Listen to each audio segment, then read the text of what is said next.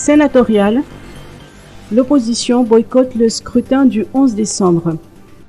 C'est désormais officiel, les partis politiques de l'opposition, dont le TIM et le HVM, ne participeront pas aux élections sénatoriales du 11 décembre prochain.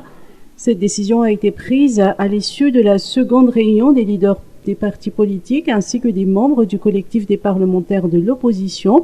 De ce jour, le TIM, qui compte le plus de maires et de conseillers municipaux issus de l'opposition, campe sur sa position. Nous ne pouvons pas participer à ce scrutin entaché d'irrégularité, indique Feterazav Tsimial, député TIM élu du 5e arrondissement de la capitale. Pour nous, les sénateurs sont élus au suffrage universel indirect par un collège électoral composé des chefs de région et des conseillers régionaux, du chef de province et des conseillers provinciaux, mais pas uniquement des maires et conseillers municipaux ou communaux, a expliqué le député.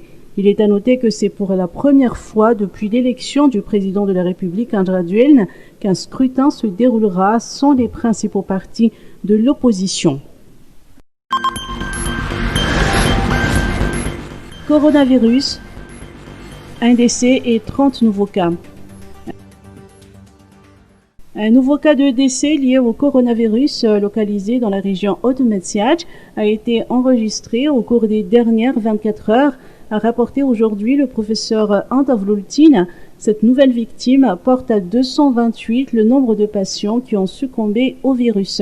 Par ailleurs, 30 nouveaux cas de contamination ont été enregistrés, dont 10 en Allemagne, 7 à Lochamangur, 4 à Matsiachambun, 1 à Tsimonjevan, 1 à Menabe et 7 à Tsiranana 1 dans la région d'Iana.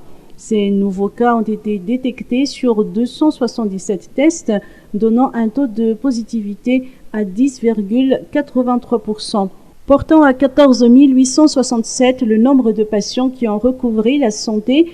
À ce jour, 1124 malades sont en cours de traitement dans 11 formes graves.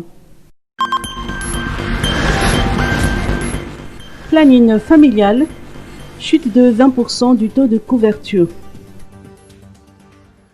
Avec la crise sanitaire, le nombre de femmes qui n'ont pas pu bénéficier des services de planning familial à Madagascar est estimé à plus de 20 000 par mois. Dans ce centre spécialisé situé à Varadou, par exemple, le nombre de femmes qui ont recours à la contraception a chuté de 20% durant cette longue période de confinement. La responsable de l'établissement, Lalena Razaf Nirinasu, n'a pas manqué de manifester ses préoccupations dans la mesure où cette situation est susceptible de favoriser des grossesses non désirées, notamment pour les moins de 19 ans. Les jeunes filles de 12 à 14 ans des provinces sont les plus exposées à ce problème car les relations sexuelles y sont plus précoces. Lalena Razaf Nirinasu a ajouté que les grossesses non désirées affectent l'économie d'un pays car ce phénomène provoque des cycles de fécondité élevés, affaiblit le potentiel d'instruction et d'emploi et engendre la pauvreté. Pour Madagascar, la célébration de la Journée mondiale de la contraception sera centralisée cette année dans le district de Farafangan, dans la région Atsimojevan, le 26 septembre prochain. Le thème sera la promotion de l'accès à la contraception pendant la période de Covid-19.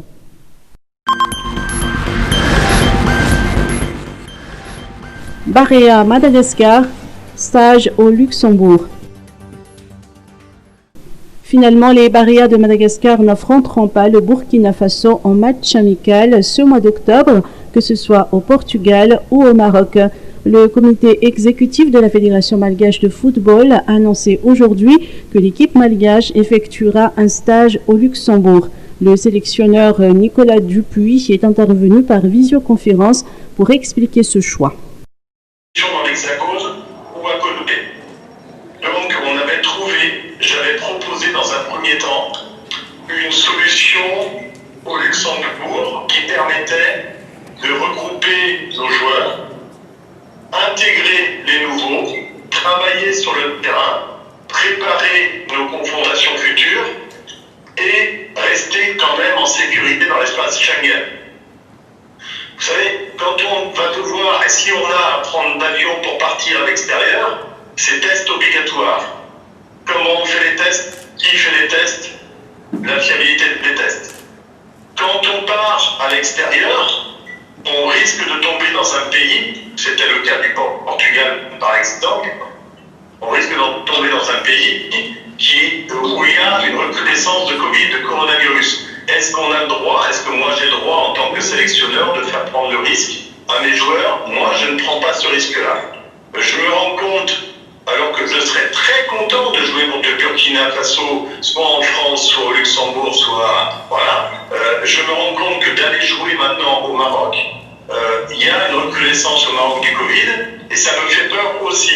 Et d'ailleurs, j'ai eu un téléphone hier, tous nos joueurs préfèrent simplement faire le rassemblement et aller jouer contre la division 1 du Luxembourg, parce que c'est moins risqué actuellement en termes de Covid.